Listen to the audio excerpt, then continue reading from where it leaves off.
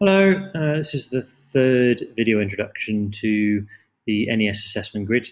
In this video, I'm just going to talk through how to read the grid and the sort of information it can tell you, and then just talk you through a few extra little features that it has to help you keep track of your kids and to help you make those assessments, and sort of finally, a few extra expectations of things that you should do as you set up your grid and as you use your grid throughout the year. The first thing I'm going to talk to you about then really is how to read the grid. You can see here that this is what a final picture of an assessment grid looks like when we come to sort of the end of May, once we've taught the full curriculum. So you can see pretty much every single objective is full. We've got a couple of gaps, which I'll explain in a second. And we've got a sea of mostly greens, quite a few blues, and then a few oranges and reds around as well. So, that's your developing and your emerging. Greens you're achieving, blues you're exceeding. The first thing that stands out straight away to me, and will do to you as well once you start filling in your grids, is which students are struggling. It becomes very quickly apparent those who are working below the expected standard, fairly consistently as the year goes on. And for me, at this point, it's Mark, who clearly is struggling against the Year 5 expectations. Almost all of his objectives are red, which means he's only emerging in most of those objectives. Come May, we would expect, most of those objectives to be green at least. So yeah, again, that would flag to me that he's significantly below the expected standard. That will become clear before the end of the year as well. So as you go through the year, as you find children who stand out in this way with lots of oranges and reds, that will flag up to you that this child needs extra support if they're not already receiving it. And the other thing that stands out to me is Ali here, and I know there's another one further along, Zaina. Both of those are showing a very strong blue column all the way down across the curriculum here. So that's showing me that these are very, very able writers. In fact, Zaina there only missing out on one blue from the whole curriculum. So these are very, very bright pupils. I would say they're probably gifted and talented, and it's showing they're well above the expected standard for the year group here. Okay, these full grids, once they're complete with all the information in, alongside the pupil percentage overall here, is the information that will help us to make a decision about the overall judgment that will go on the report at the end of the year, based on the teacher assessment that you've been doing and inputting into your grids as the years progressed. Okay, a few little features to point out to you. First important feature is something which we've put in over the last 18 months or so, and are still developing, added notes to the objectives themselves on the left-hand side here. You'll see that the objectives have a little black triangle in the corner. That means that a note has been added to that cell. And if I hover over one of the objectives here, what should happen? Yes, good. Okay, there should be an explanatory note here. So this gives you more information about what you would expect to see for a child who is meeting the expected standard. Okay, with subjects such as maths, this has been broken down even more in more detail. In some cases here, you can see 1, 2, 3, 4.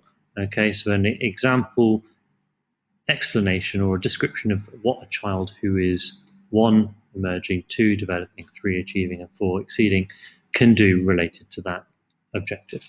Okay, so there's lots of supporting notes, supporting material that's been developed by the teams themselves, teachers, coordinators, to help them make those decisions. And that's ongoing as well. So this year you'll find that during moderation meetings, you've got 1 hour a week of allocated time where you can choose to moderate where appropriate.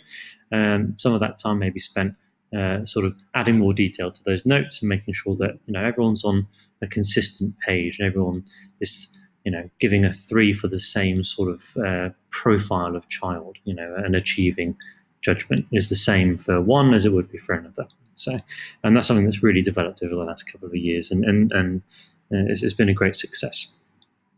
So yeah, don't forget, if you're not sure, check the notes. There's always going to be some extra help there for you.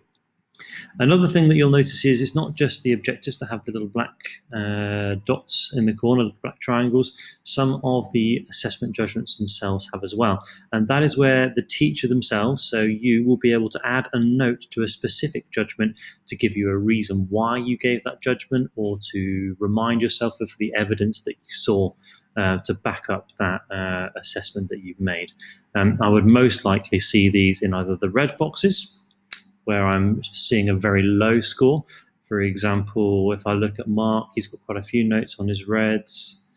Here we go. So I've given him an emerging for devices to build cohesion with a paragraph, because he needs to first focus on writing words that contain vowels, working through phase 5 phonics. So if he's unable to do that, he's unable to build cohesion within a paragraph. And that's the reason why he's achieved a 1 in that judgment. We'll also see them for another reason. So in your exceeding here, in Ali, who's a very bright boy, he has achieved a 4 in objective 10, and I've chosen to add a note there, probably because I gave him that blue relatively early in the year. So it's usually good to give yourself a reminder to back yourself up on what evidence it was that you saw that told you that he was exceeding the expected standard early on. So you can see here, using a wide range of complex adventures vocabulary, proofreading, correcting wherever necessary. That goes beyond the expectations of proofreading for spelling and punctuation errors. So that's why I've added a note there to show that. And the third reason that I would often add a note is where I've got a blank. Okay, it's either because I'm not seeing any evidence at all. No consistent use of basic punctuation means he's not using a wider range of punctuation at all. The alternative is, if I had a child who was absent for a discrete objective, I would leave it as a 0 in that box, and then I can add a note to say absent for this objective. It just reminds you of why you haven't put in an assessment for that child. If they're absent, you just leave it as a 0. You don't need to put anything in, but it can help to add a note. And I'll show you how to do that now. So for example, if I wanted to put a note on one of Ali's assessments, I've just given him a 4 for punctuation.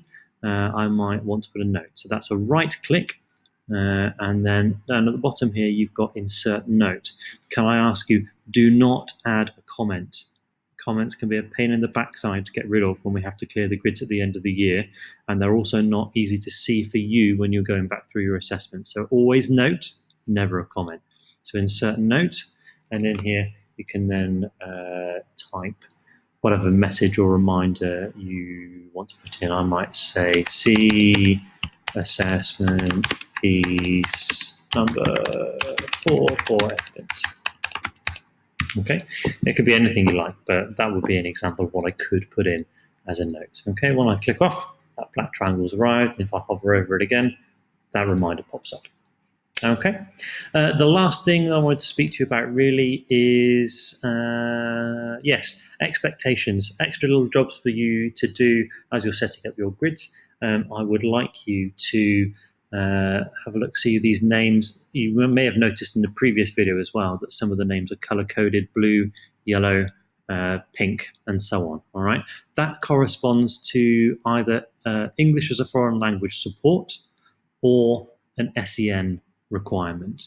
On ISAMs, you will have children who have already been allocated an SEN star, and the color of the star will correspond to how severe that need is. So a blue SEN star on ISAMs says we need to keep an eye to see if they need extra support. A yellow SEN star says there's a definite need, and that child will have an IEP with structured targets that you will go through with them at several points throughout the year. Okay, there is also a red star, which is a need, it's a significant concern, academic or behavioural, or both. And here you will see pink, which stands for English as a foreign language.